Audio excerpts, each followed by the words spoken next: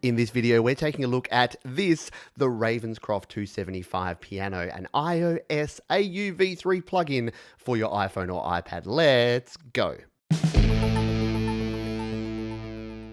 Hi, my name is Pete. Welcome to Studio Live today, where my goal is to help you create, record, and release your best music. So if that's the kind of thing you're into, consider subscribing. Today, I'm pretty excited because I'm checking out this, which is the Ravenscroft 275 piano app for iPhone and iPad. I've been recommended this app by so many folks that it is time I got hands-on and actually put it to the test. So let's jump in and take our first look. A few quick details before we get started. The app itself is linked down in the description, and it is about a $30 US app to buy from the App Store, so it is an investment in your music creation. I also want to point out that the developers were kind enough to give me a review copy so that I could make this video for you here today. So now, let's actually jump in and get playing. So here is the interface. It's very nicely laid out. We've got some options that we can use here. We've got the ability to split or have a non-split keyboard. We can play by just tapping and holding on any of the keys. So very simple to get up and running with this, but you'll notice that we've got a heap of options here. We've got an EQ, so we can turn the EQ on here. We can adjust the timbre of the instrument, as well as high, mid, and low EQ there. We've also got reverb here that we can turn off and on, and we can control the decay, the size, and the mix, how much reverb's going in. And finally, we can adjust the velocity, which will tell it how much difference in velocity there is. So if we want to play a real piece that has a lot of meaning and has a lot of alterations in velocity, really quiet and really loud, we can turn the velocity up there as well.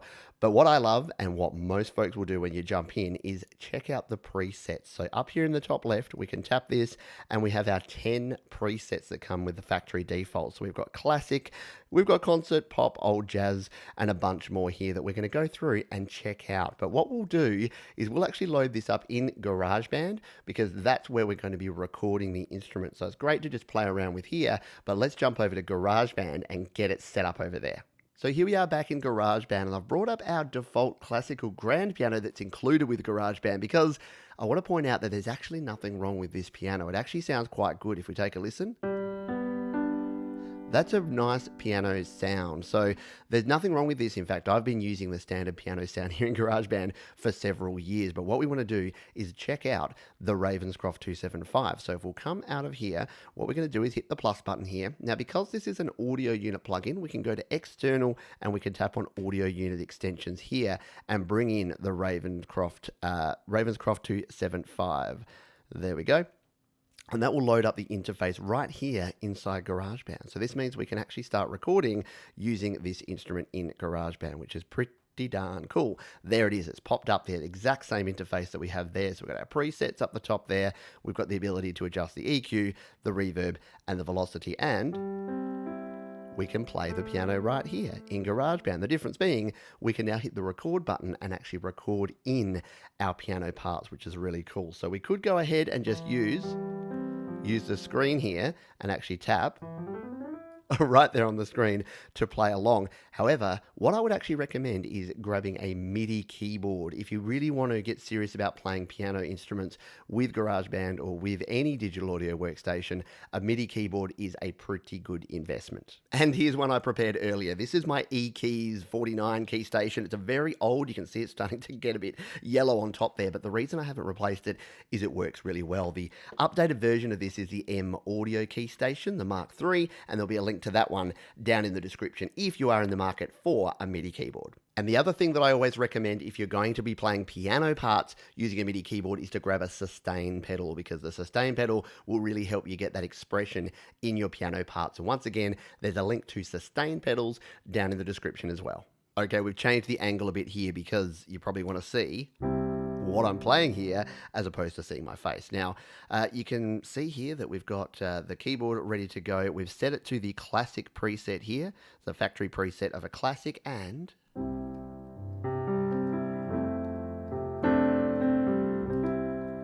how's that? Really nice classic piano sound. And the velocity settings that we have there, if you listen to those, can go very quiet. So there's a lot of expression, and then sounding good, but then using the sustain pedal, Again, it's a really, really nice sound. I'm super impressed right out of the gate here. So let's record in a part with this classic piano. And then what we'll do is we'll play it back and I'll show you some of the other presets and we'll just take a quick listen to what these can actually do.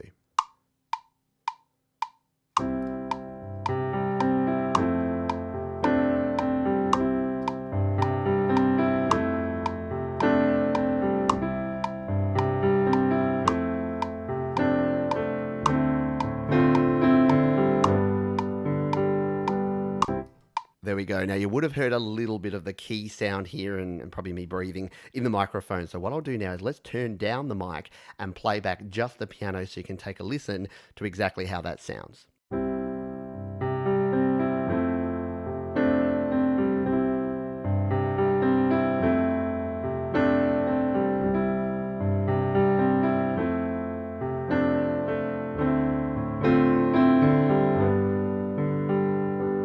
Now, I know with a little bit of YouTube compression and other things that won't sound quite as wonderful as it does in my headphones right now, because that is a really, really nice piano sound. Now, let's just play with some of these presets here. The concert piano, and I've had a very quick play with these already. Let's turn to that one, and now we get a much brighter piano sound. So if you wanted to... So you get a bit more reverb and you get a brighter sound. So let's play this back now with the concert piano.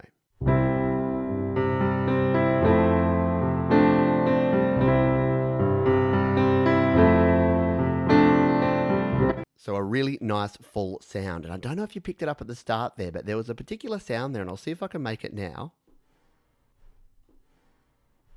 If you can hear that, it's very subtle, but there's actually a setting where we can set the sustain pedal sound. This is how much detail they've gone to here. If we went into the settings here, might as well show the settings now and go to options, we can actually make the sustain pedal volume. In fact, let's turn it all the way up so you can really hear that pedal noise coming through. So yeah, there's some cool things we can do here. And while I'm here, I might as well show you this for you 432 Hertz fans. We can actually dial in the tuning so we can bring it down to that 432 sound, but I'm going to double tap and bring it back to 440 because that's my comfort zone. Let's hit close on that one. Let's come in and just take a quick look at the rest of these pianos, because really, if I got those two, I'd be pretty happy. But we've got some others here. Let's take a look at the pop sound. Now that's a much brighter sound. So if you were playing like a... that sort of like melody sound in your right hand, the pop sound I think is going to be really good for you. We'll take a look at the other ones here really quickly. We've got Prometheus, so a little bit more of an airy, spacey kind of feel to that one, sounding cool. We've got the Croyance, sort of an echoey, atmospheric kind of effect. And of course, we can dial in, we can change any of these that we like. We've got complete control over the sound that we actually want to dial in here, but we'll just jump through. We'll go to the Devotion.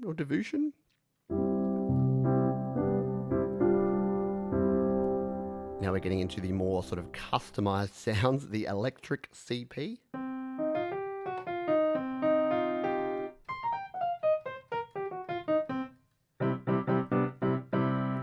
Very cool. And last but not least, we have the Quan.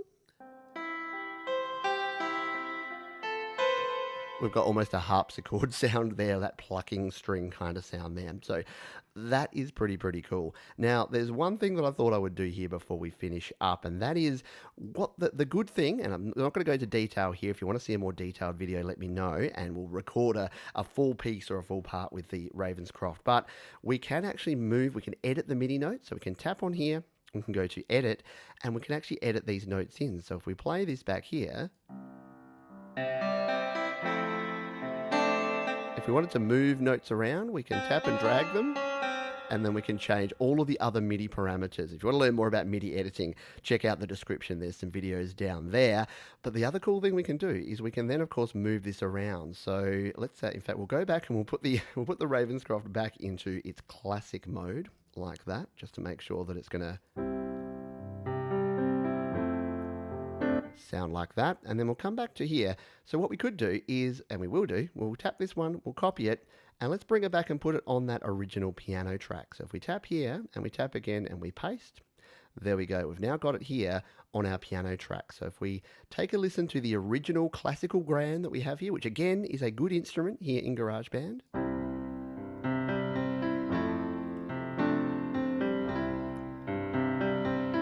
Absolutely nothing wrong with that sound. I would use that and have used that in many songs. But let's listen to the Ravenscroft now.